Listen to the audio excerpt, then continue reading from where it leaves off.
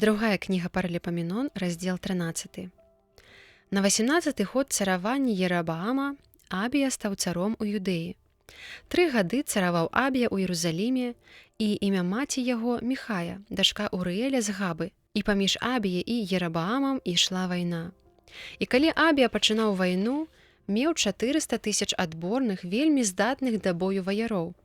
Ераабаам супраць іх выставіў фронт у 800 000 ваяроў, і яны таксама былі адборныя і вельмі мужныя ў баях.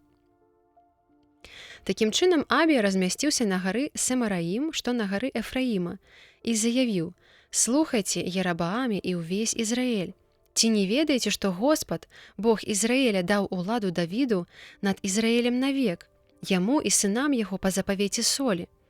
І Ераабаам, сын Набата, паслугача Саламона, сына Давіда, узбунтаваўся супраць валадара свайго.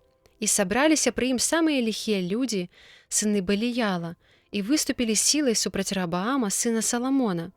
Прытым Раабаам быў малады і баязлівы сэрцам і не мог супрацьстаяць ім. Такім чынам цяпер вы кажаце, што можаце працістаяць валадарству Господа, якое маеце праз сыноў Давіда. І маеце вельмі шмат народа і цялят залатых, якіх зрабіў вам Ераабаам як багоў. І выгналі вы святароў Господавых, сыноў Аарона і левітаў, і паставілі сабе святароў, як пагані земляў. Кожны, хто прыходзіць і пасвячае руку сваю на быку з быкоў і на 7 баранах, становіцца ў вас святаром тых, хто не ёсць багі. А для нас Бог ёсць Господ, якога мы не пакінулі.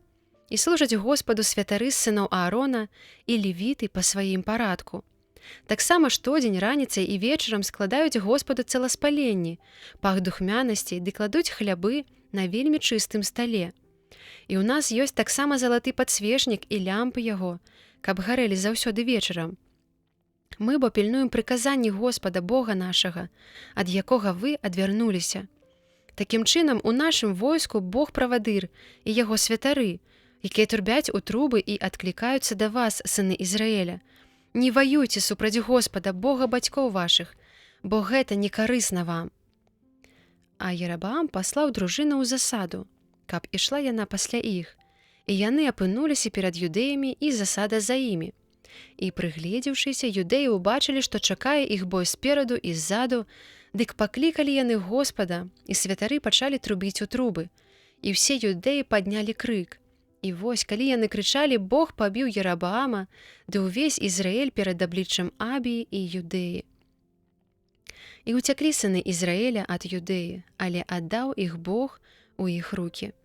Такім чынам паразіў іх Абія і народ яго плягаю страшнай, і пала пабітых ізраэльцаў 500 000 мужных ваяроў. І былі ўпакораны сыны Ізраэля ў той час, і сыны Юдэя ўзмацніліся, таму што ўскладалі надзею на Господа, Бога бацькоў сваіх. І пераследаваў Абія Ераабаама, што ўцякаў, ды ўзяў гарады яго Бетэль і ваколіцы яго, Гесану з ваколіцамі яе, Эфон таксама з яго ваколіцамі. І за жыццём Абіі Ераабаам ужо не мог набрацца сілы. Пакараў яго Господ, і ён памёр. Абія ж набраўся сіл і ўзяў сабе 14 жонак, і быў бацькам 22 сыноў і 16 дачок. А астатнія дзеянні Абіі і дарогі і словы яго запісаны ў апавяданні прарока Адо.